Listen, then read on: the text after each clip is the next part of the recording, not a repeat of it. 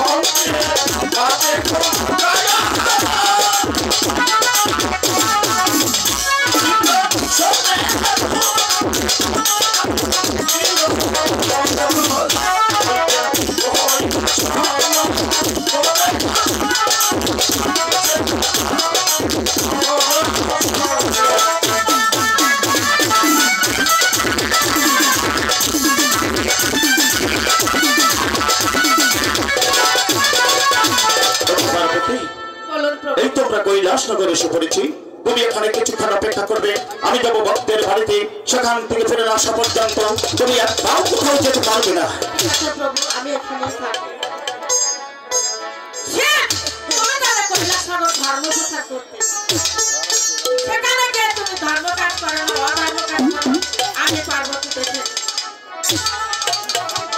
ওই সাউন্ডটা একটু ক্লিয়ার করেন তো।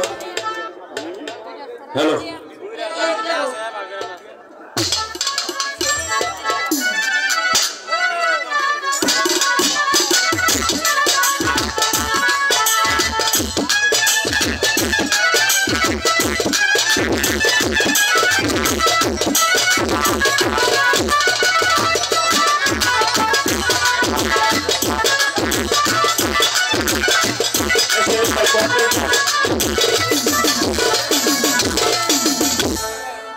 অনেকদিন হয়ে গেছে আমার প্রভু দেখা যায় আমি পাই না। আমার প্রভু আমার প্রাসাদ যে আসে না। আমার প্রভু কি তবে আমার সাথে অভিমান করেছে? মহাবলী, দেখি আমার প্রভুকে ডেকে। মহাবলী, প্রভু বাড়ি আছো? মহাবলী, প্রভু আপনি এসেছেন? মহাবলী, আমি এসেছিলাম কৈলাসনগর ধর্ম প্রচার করতে, সেখানে আসা মাত্র আমার শরীরটা বদ্ধ ক্লান্ত হয়ে পড়ে, তাই আমি ঘরে ঘরে স্থির করি কোথায় গিয়ে একটু বিশ্রাম করবো। আমি তোমার বাড়িতে এসেছি, আমাকে একটি সাহায্য করতে দাও, আমি কিছুক্ষণ বিশ্রাম করবো। আপনি এখানে বিশ্রাম করুন, আমি আপনার সেবা করছি। মহাবলী, সত্যি আজ আমি বড় ক্লান্ত। মহাবলী, আমার প্রভুকে কৈলাসনগর ধর্ম প্রচার করতে সেটা এখন তাহলে কি সে আসবে না? তাই তো ভাবছি এখন আমি কোথায় যাবো। ওই তো সামনে একটি কঠোর দেখা যায়, ওখানে গেলেই আমি কারোর সঙ্গে দেখা পাবো। ঠিক আছে, আমি ওখানেই যাই। হঠাৎ করে তুমি এখানে এসে পড়েছ।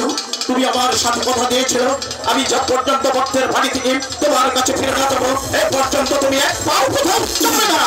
প্রভু, কথা আপনাকে দিয়েছিলাম।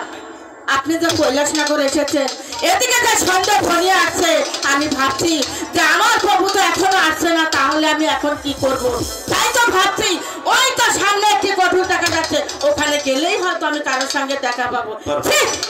আমার ভাব তো ঘৃণা হচ্ছে, আপনি এত নিচে নেমে গেছে। তোমার ভাবতে ঘৃণা হচ্ছে আমি এত নিচে নেমে পড়েছি? আমি এমন কি অপরাধ করেছি যার জন্য আজ আমি এত নিচে নেমে পড়েছি? অপরাধ আপনি করেননি, অপরাধ করেছি আমি। কারণ এখানে যদি আমি না আসতাম তাহলে রাধা কৃষ্ণের মিলন আমি কখনো দেখতে পেতাম না। কোথায় রাধা কৃষ্ণের মিলন দেখেছো? একটি ভালো ভালো তুমি যে আমার অঙ্গনে পার্বতী, কোথায় রাধাকে দেখেছো তুমি? কোথায় কৃষ্ণকে দেখেছো তুমি? বাহ প্রভু, কোথায় রাধাকে দেখেছো আর কোথায় কৃষ্ণকে দেখেছো? তার আগে বলুন এই নারীকে জানতে চাও? হ্যাঁ, আমি জানতে চাই। এই নারীকে তুমি জানতে চাও? হ্যাঁ। একটি ভাবনা তুমি এই নারীকে জিজ্ঞাসা করে দেখো, এই নারীর সাথে আমার কি সম্পর্ক রয়েছে? ওকে তুমি জিজ্ঞাসা করলেই বুঝতে পারবে এই নারীর সাথে আমার কি সম্পর্ক রয়েছে। ঠিক আছে প্রভু, আমি তাই জিজ্ঞাসা করছি। আচ্ছা বলো তো তুমি কে এবং তোমার পরিচয়? মা, মা গো, আমি যে তোমার সেই মহামণি মা। ওগো মহামণি, আমি তোমাকে চিনতে পারিনি, তাই তোমার এই অবাগিনী মাকে তুমি ক্ষমা করে দাও। মা গো, মেয়ের কাছে মার কখনো ক্ষমা করতে নেই। ঠিক আছে আমাকে মা তুমি ক্ষমা করে দাও। ঠিক আছে, আমি তোমাকে ক্ষমা করে দিলাম প্রভু। তারপরে এবার তুমি বুঝতে পেরেছো তুমিও নারী, সে হচ্ছে নারী। তুমি এক নারীর পেটে জন্ম নিয়েছো, তাই তো নারী হয়ে আরেক নারীকে অপবাদ দিতে যাচ্ছিলে। তোমার ভাবা উচিত ছিল এই অন্তর্গণী হয়ে এত বড় কটু কথা তুমি কিভাবে বললে? আমার তো ভাবতেও কিনা হচ্ছে মহামণিকে আমি চিনতে পারিনি, তাই আমি মহামণির কাছ থেকে ক্ষমা চেয়ে নিয়েছি এবং মহামণি আমাকে ক্ষমা করে দিয়েছে। ক্ষমা করে দিয়েছে? হ্যাঁ প্রভু। মহামণি, সত্যি তোমার মা যেন তোমাকে চিনতে পারেনি, তাই তো তোমার মা তোমাকে না চিনে অনেক কটু কথা বলে ফেলেছে। তোমার মাকে তুমি মার্জনা করে দিয়ে এখান থেকে তুমি যাবে এই মহাদেবের ধর্মের বাণী নিয়ে রাখবে। এই ধর্মের বাণী সমস্ত ভক্তের ঘরে পৌঁছাতে পারলে তোমার স্থান হবে ওই সর্বধর্মে। ঠিক আছে প্রভু, তাহলে আমি আসি। বিদায় মহামণি। বিদায় বিদায় বিদায় মহামণি, বিদায়। প্রভু, আমার ভুল হয়ে গেছে, আপনি আমাকে ক্ষমা করে দিন। মহামণি তোমাকে ক্ষমা করেছে, এই মহাদেব কি তোমাকে ক্ষমা না করতে পারে? আর বিলম্ব নয়, তুমি তোমার অন্তরাকে বন্ধন করে আমার পুষ্পরতি স্বর হও। আমি তোমাকে এখান থেকে নিয়ে যাবো সেই পঞ্চপুর শহরে। ঠিক আছে প্রভু, তাই চল।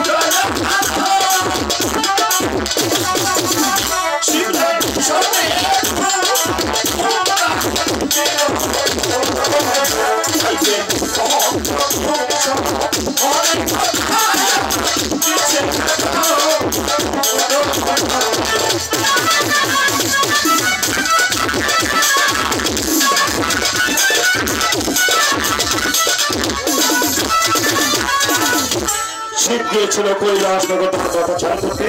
সেখান থেকে সে ফিরে এলো পঞ্চপুর শহরের উদ্দেশ্যে।